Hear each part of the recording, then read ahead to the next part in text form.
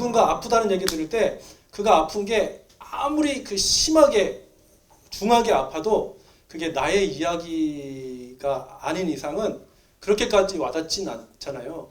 근데 그게 내가 만약에 진짜 그게 걸렸다. 그러면 그때부터는 이제 그게 실제인 거죠. 실제. 제가 그 희귀난치병을 앓고 있는데 사실은 불치병이죠. 난치가 아니고 불치죠. 현재는 약이 없으니까. 그러면서 몸이 경직되는 그런 부분들이 있어요. 그래서 시간이 지나면서 계속 제 상태를 제가 알게 돼요. 점점 안 좋아지고 있는 부분들을. 그래서 강직성 이런 부분들이 있어서 야 주님 허락하실 때까지 그렇게 주님 섬기는 거죠. 네, 섬기는 거죠. 근데 이런 고통을 이제 제가 겪게 되면서 저를 하나님이 새롭게 하신 부분들이 있어요. 그러니까 이것이 저에게 찾아오기 전에 제가 세상을 바라보는 관점과 이것이 저에게 찾아온 다음에 세상과 주님의 사역을 바라보는 관점이 많이 바뀌었어요. 그 전에 코피 흘리면 코피 터지게 막 돌아다니면서 했던 모든 사역들을 이제 제가 만약에 중심을 거기에 두고 있었다면 못 견디는 감당할 수 없는 비극을 제가 이제 맞게 된 거죠. 그 관점 그대로 가지고 있었더라면 이제 전에는 뛰어다닐 수 있었는데 이 다음부터 이제 뛰어다닐 수가 없어요. 30대 한 중반 정도까지는 뛸 수 있었어요. 축구도 열심히 하고 탁구도 아까 말씀드렸듯이 이제 이거죠. 탁구도 이제 그렇게 잘 치고 재미있어 하고 그랬는데 지금은요 나타난 현상 중에 하나는 균형 감각이 확 떨어졌어요. 그래서 어떻게 하다가 넘어져요. 잘은 아니고 밖에서는 아니고 집에서 이렇게 살짝만 밀어도 막 넘어지고 막 6살짜리 아이가 저 안기려고 저한테 막 이렇게 해도 잘못하면 안기다가 제가 뒤로 자빠져요. 이렇게 균형 감각이 확실히 이게 이 병과 관련된 부분이어가지고 그렇습니다. 이제 걸을 때 자녀들하고 걸을 때 보폭을 같이 맞출 수 없는 이제 아빠로서의 그런 절망의 시간을 이미 지났고요. 순회선교단 공동체 안에서 사역자로서 이제 제가 이전에 이제 감당하고 섬겨야 했던 그런 모든 것들을 이제 다 내려놓고 이제 제 몫의 또 자리에서 주님 앞에 또 주님께 충성하는 그런 또 다른 면에서의 시간들을 지금 보내고 있는데 처음에는 이제 이게 진짜 이 고난이라는 관점에서 볼 때는 왜 나한테 이런 게 찾아왔지?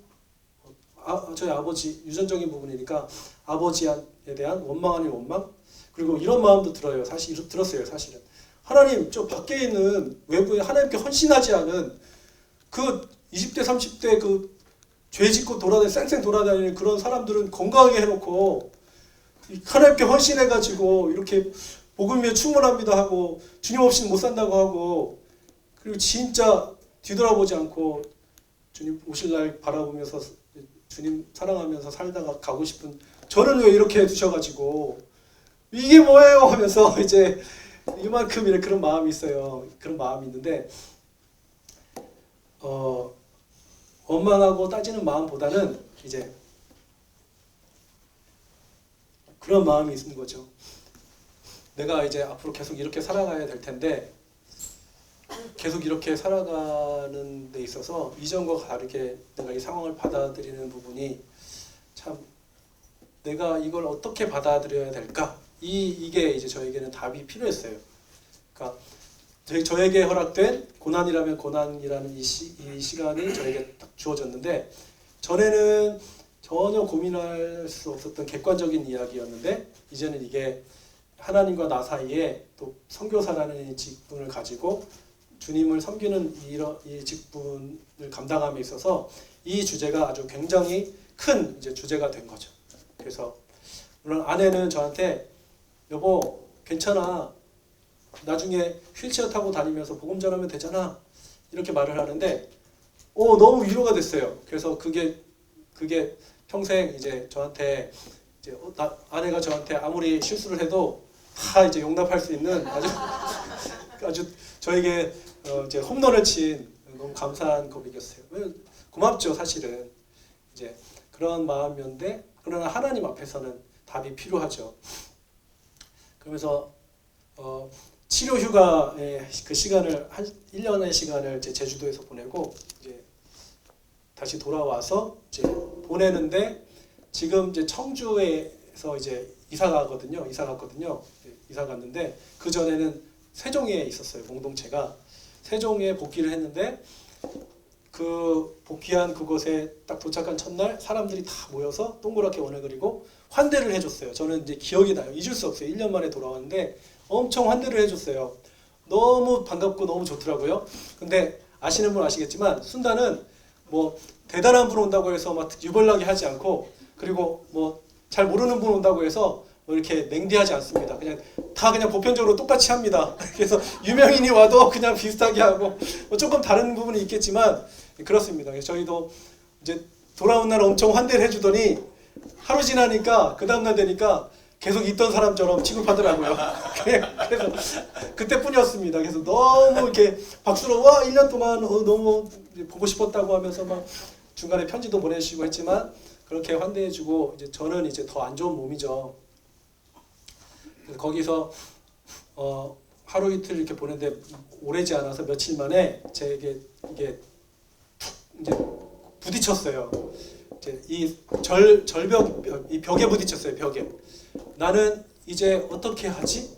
이런 벽에 부딪혔어요. 왜냐면요. 사람들이 막 눈앞에서 이게 영화처럼 눈앞에 막 뛰어다니는 거예요. 동료 사역자들이 너무 바쁘고 팀마다 바쁘고 막 뛰어다니고 어저께는 엄청 환대했지만 오늘은 이제 조금 이제 삼자 서로 객관적으로 이렇게 막 하면서 사이 막 뛰어다니고 막 하는데 저는 뛰지 못하니까 앉아서 물끄러미 바라보다가 부딪혔습니다. 나는 뭐지? 사단이 참소하는 걸 수도 있겠어요. 이제 이것처럼 야 너 쓸모 없어 이런 식의 이제 내면에 그런 게 좀 들려오는 것 같았어요. 이전까지 내가 했던 건 뭐지? 그리고 앞으로 나는 어떻게 살아야지? 그냥 살면 살 수 있겠는데 어떻게 이 직분을 감당하지? 이러한 질문을 하면서 제가 앉아있던 방에서 문을 닫고 사람들이 지나가는 그런 거 보다가 이제 문을 닫고 나 답이 필요합니다 하면서 주님을 찾아야겠다라는 마음을 갖게 되었습니다. 주님, 제가 답이 필요합니다. 답이 필요합니다. 제가 답을 얻기 전에는 이 문을 열고 나갈 용기가 없습니다. 나갈 수가 없겠습니다. 주님, 저에게 답을 주십시오라고 이 내면 충심에 이렇게 기도를 주님께 드렸어요. 근데 주님이 저에게 알아듣도록 말씀해 주셨는데요. 그때 저는 그 주님의 말씀이 욥기에서 마지막에 말씀해 주셨던 것처럼 은 좀 아니지만 저에게 직접적으로 내면에 알아듣도록 내가 너를 알고 불렀다 이렇게 말씀을 이제 주셨어요. 말인즉슨 내가 처음부터 너를 알고 불렀다라는 그런 말씀이었어요.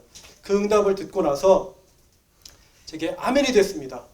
아멘이 됐고 주님이 날 그때 부르셨다면 지금 나를 부르신 주님이 책임지시는 건 당연한 얘기다. 그러면서 내가 뭘 해야 될지 내가 어떻게 살아야 될지 그건 나에게 달린 문제가 아니다. 나를 부르신 주님께 달린 문제다. 이 마음이 믿음이 들어가면서 이제 제 마음 안에서 자유하게 됐어요. 이전과 같은 모양으로 뛰지는 못해요. 당연히 뛸 수가 없죠. 뛸 수 없고 앞으로 진행되어져 가는 상황을 보면서 이제 잘 관리를 해야 되는데 나름의 씨름은 있어요. 예를 들자면 여러분 전혀 생각 못 하실 수 있는데요. 뭐 이렇게 앞에 나왔다가 들어가는 경우나 아니면 모임 때 광고를 하는 경우나 아니면 순회 선교사 그 수료식 때 앞에 나와가지고 이렇게 막 하이파이브 이런 거 하거든요. 빨리 가요. 요즘에 빨리 가야 돼요. 막 천천히 못 가요. 그것도 저한테는 믿음이 많이 필요해요. 이제 저한테는 한 번은 그것 때문에 낙심한 적도 있어요. 낙심한 적. 그래서 아예 안 나간 적도 있어요.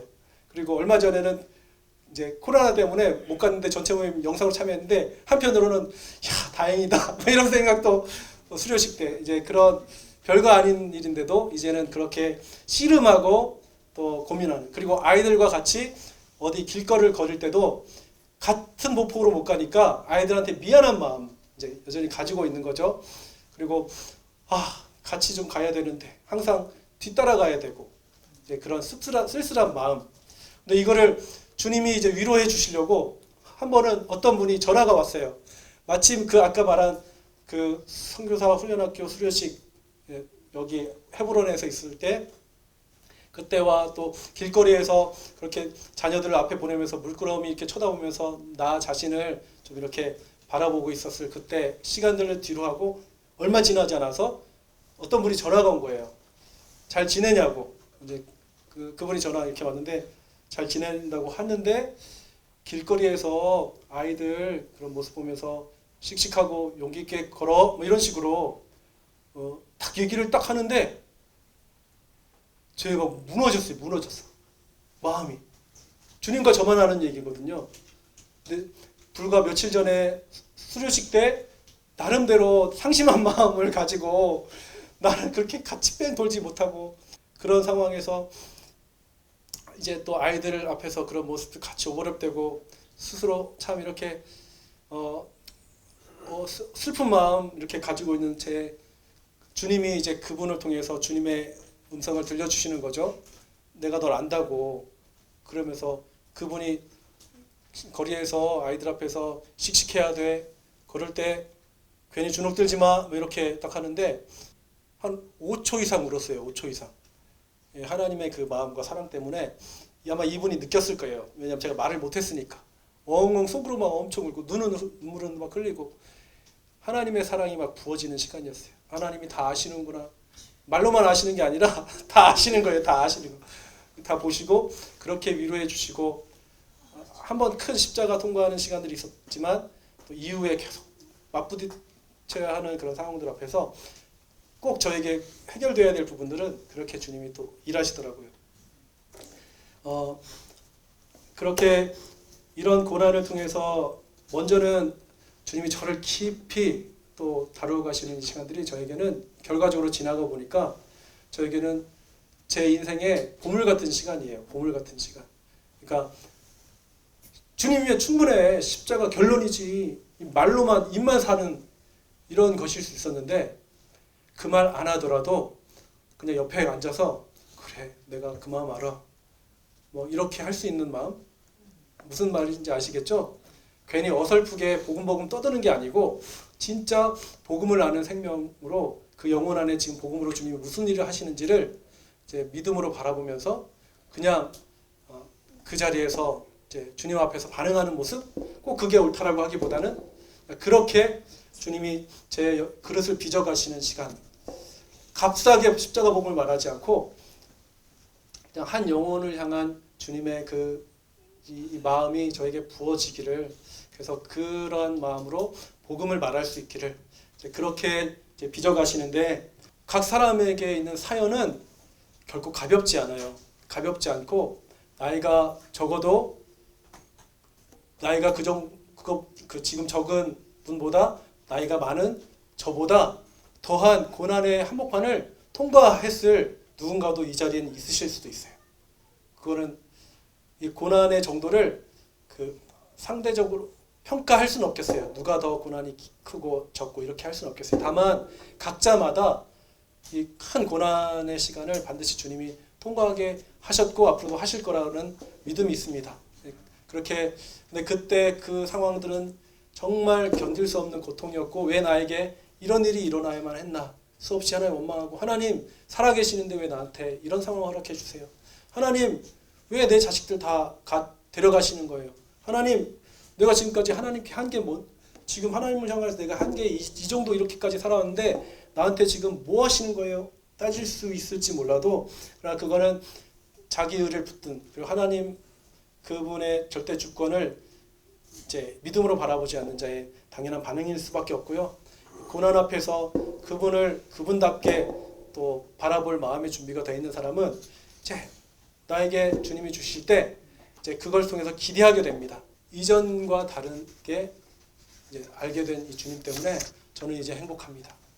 이제 더욱 행복합니다. 하나님을 이해하려는 시도를 우리는 내려놔야 됩니다. 하나님을 분석하려는 시도 내려놔야 되고, 그리고 말하자면 하루살이와 저 자신을 비교할 수 없고, 하루살이가 저라는 사람을 이해할 수 없듯이 비교 안 되는 하나님을 제 인간의 그런 수준의 유한한 수준의 지식과 경험과 어떠함으로 하나님을 알려고 한다? 그거는 아예 시도조차 하지 않는 게 맞다고 생각합니다. 그냥 하나님이 주시는 것을 전부로 받아들이고 그 가운데서 그게 고통이든 또 어떠한 모양이든 하나님의 경륜과 또 하나님의 목적과 계획과 뜻을 믿음으로 바라보면서 믿고 이제 그 상황을 이제 견디는 것, 믿고 주님의 또 만나 주실 주님을 바라면서 끝까지 주님을 찾는 것. 이것이 욥기를 통해서 오늘날 저와 우리에게 들려주시는 메시지가 아닐까 생각합니다.